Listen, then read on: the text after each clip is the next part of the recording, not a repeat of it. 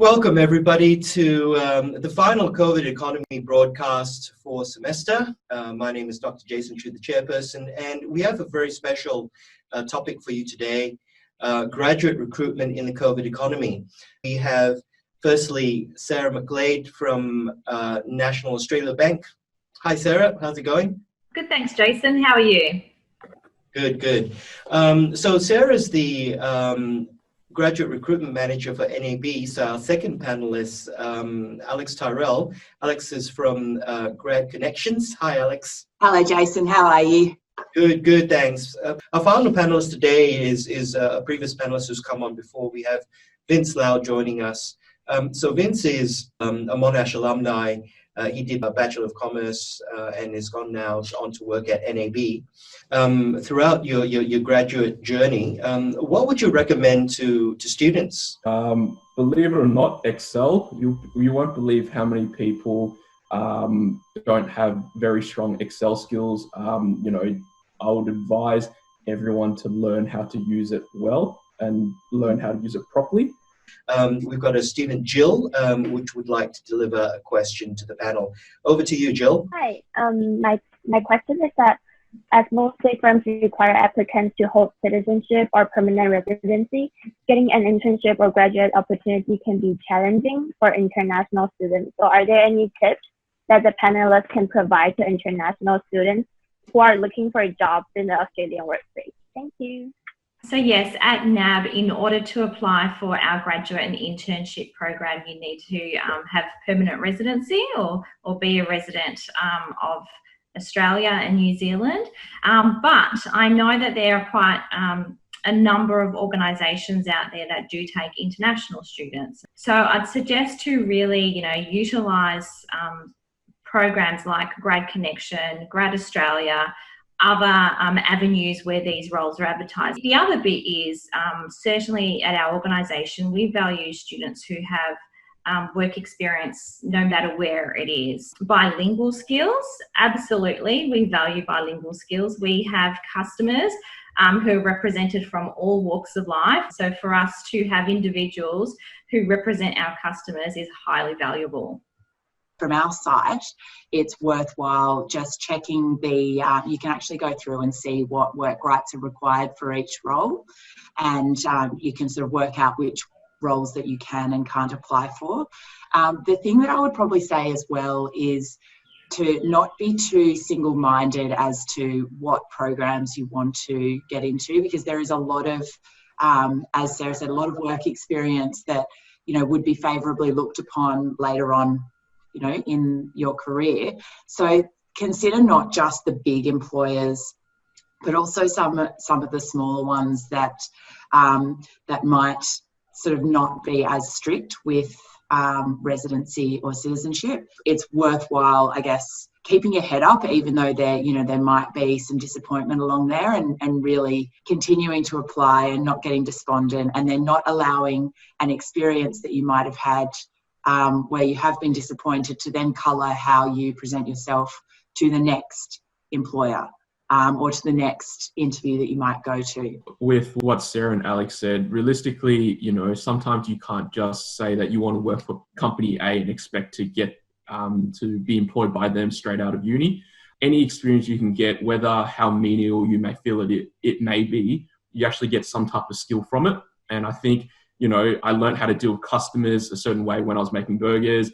I learned how to deal with difficult things when I was cleaning toilets. When I was teaching at uni, I learned how to communicate, how to express myself. So, find any opportunity you can get, like Sarah said, whether it be on a committee at uni or volunteer work, or even just something that you created, which shows entrepreneurship. That is something different that other people may not have. So, don't think just because I couldn't get into, NAB or KPMG or some very big company, it's not the end of the world. It took me a while to find a job that I liked. There's never a straight line for your professional career. It always, perhaps 2 steps forward, 1 step back, that sort of thing. To the panelists, what do you think is the most important quality of a successful candidate? 2 different things. One would be, do they try? And 2 would be reliability. I feel that if you're the type of person who is always dependable, reliable. No matter where you go, you'll be very successful. And if you're the type of person that shows initiatives, that always tries, even if you don't understand a question, the fact that you're willing to perhaps go ask someone, go online where everything's available. I mean, you don't want to be the type of person who just says, because I don't know, I didn't do it. You want to be the person who said, it's okay that I don't know. I'm willing to find out. And if I really don't know after trying my best to figure out the answer, I'll ask you, and hopefully you can educate me so that I can then complete my job or complete the task. Giving a true representation of yourself in the interview process, I think is very important, because there's no point selling yourself as one thing and then you'll get found out very, very quickly in the workplace if you have sold a dream that you can't deliver on. And also, using the interview process, and when you're, making your first representation of yourself to the organisation, it's not just them that's assessing you, it's you assessing them. And if you're not presenting your true self to that organisation, then you're not really doing yourself a good service either. I guess the second one is resilience. Companies go through restructures really constantly. I mean, the ability to, be positive with that and then be able to bounce back from any of that adversity is super important, and something that, if anything has come out of COVID, I think that's one of the big things that we've all had to really rely on. For me, it's not so much a skill or a capability, but it's about having a passion. I think if you have that passion, you're willing to put in the hard yards because you've got that motivation to get there. Having that, passion, positivity, growth mindset can actually get you a long way in an organisation. And we'll now move to another very interesting student question. I am a volunteer in Marine Search and Rescue and the CFA. Do employers like people that have these volunteer roles, or do you think that it's stronger to be volunteering for university societies such as business societies, commerce societies? So I don't actually value one over the other. I actually think both are very valuable and both bring a specific experience and skill set. Probably what's more important is how you communicate that volunteer experience to your employer, how you communicate that in the recruitment process.